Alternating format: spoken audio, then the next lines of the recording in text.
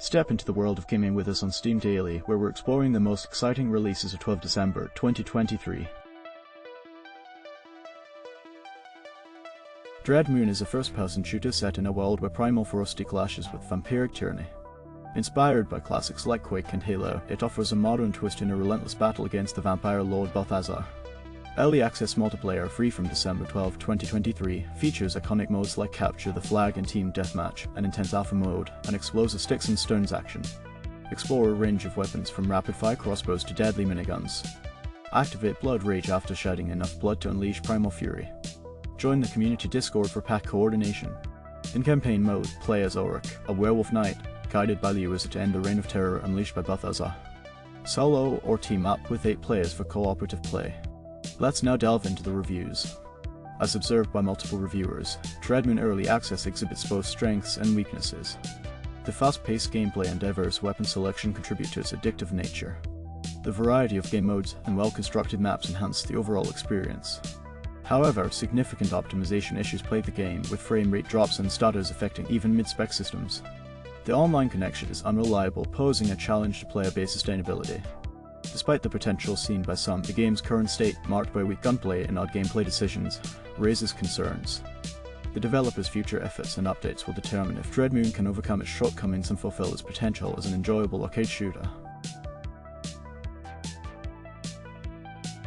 The game Stellaris Nexus is a multiplayer turn-based 4X class for galactic dominance, offering the excitement of deep strategy board gaming. Play with up to 7 friends in simultaneous turns or venture online for skill-based matchmaking. Choose unique factions and leaders, expanding rapidly from your home world to control the galactic throne world nexus. Engage in military conflicts, diplomatic dealings, and power struggles in the Galactic Council. With diverse factions and leaders altering playstyles, Stellaris Nexus caters to roleplayers and strategic gamers alike. Craft your emergent narrative and vie for galactic glory and domination. And now we come to the reviews. Common feedback points to a turn-based Space 4X strategy game, Stellaris Nexus, with a board game feel akin to Twilight Imperium. Simultaneous orders and automated resolution reduce playtime to 1 minute to 2 hours without compromising quality. The 4X elements are well executed, emphasizing exploration, expansion, economic exploitation, and player conflict. Player elimination is rare. The game boasts potential for future development. Described as fun, fast, and interactive, with intuitive UI and appealing artwork. Multiplayer shines, capturing the essence of board game dynamics.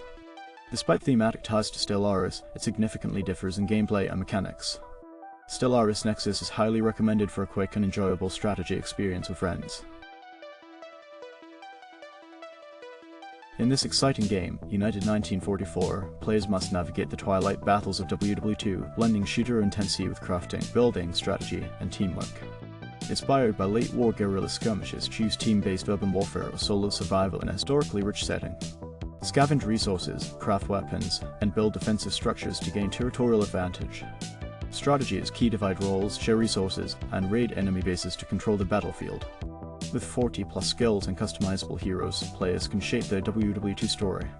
United 1944 offers 2 game modes: Domination 16 via 16 territorial control and Survivor Sandbox Extraction for up to 24 players. Key features include advanced maps, boot camp, a rich weapon arsenal, free from building, dynamic day-night cycles, and collaboration mechanics. Experience WW2 your way. United we fight. United we win. Let's now delve into the reviews. Reviewers are of the opinion that this old-school WW2 FPS blending Medal of Honor with survival elements offers a unique experience. Free of in-game currencies, the game's cosmetics are unlocked for weekly missions, while all future content is free. With a server browser and regional servers, it's easy to find matches. Despite a solid netcode and optimization, some critics question its 2023 release. The domination mode is recommended, while survival needs refinement. Coordination enhances the experience, but the game's potential is acknowledged. Described as an early access blend of MOBA and Rust with a WW2 theme, its casual nature allows diverse playstyles. Player count concerns are noted, yet initial impressions praise the mix of FPS, base building, and WW2 elements. Gameplay is enjoyable with a team challenging solo. Skills impact strategy, contributing to a 7/10 rating, emphasizing its early access status. Discord feedback is encouraged, and the community-driven approach is appreciated. Overall, the game is seen as fun with room for improvement, hoping for increased player momentum. In this exciting game, Temple of Rest, players must navigate randomly generated wastelands, controlling a young outcast against hordes of aggressive inhabitants.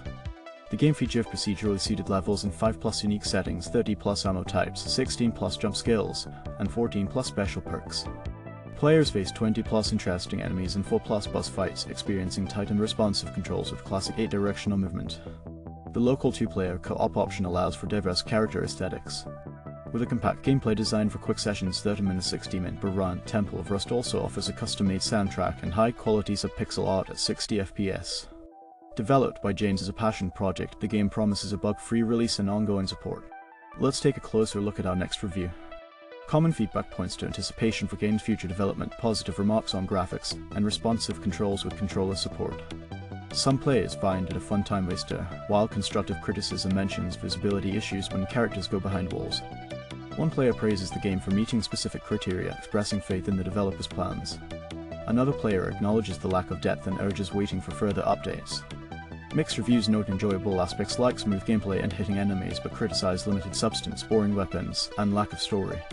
Some appreciate the potential, while others find it uninteresting, suggesting improvements such as clearer enemy attack indicators. Overall, opinions range from positive expectations to cautious optimism about the game's future. Dungeons of Sundaria is an action-packed dungeon crawler featuring 8 expansive dungeons teeming with numerous monstrous foes and formidable bosses. Players can brave the challenges at 3 difficulty levels: normal, hard, and nightmare, either solo, online, or in local split-screen multiplayer for up to 4 players. With 7 races and 5 classes to choose from, including human, dwarf, elf, halfling, orc, goblin, and droggle, and classes like champion, ranger, cleric, wizard, and rogue, players can craft a unique hero. Collect an array of weapons, armor, and accessories to customize and empower your hero, utilizing a robust crafting system with multiple tiers of equipment. The heroism system further allows continuous enhancement of your hero's power, making Dungeons of Sundaria journey to become a legendary force in the fantasy realm. Let's take a closer look at our next review. Reviewers are of the opinion that the game offers enjoyable split-screen local multiplayer with a decent user interface. Loot acquisition is smooth, but the developer's credibility is questioned due to their handling of criticism and a previous early access game removal. Despite some technical issues reported by players, developer support is commended. The game's classic dungeon crawling formula is well executed, with continuous improvements promised. While praise for accessibility, bugs, and the lack of new player guidance are noted. Overall, the game is seen as a fun co-op looter arc, though its history and the developer's approach raise concerns.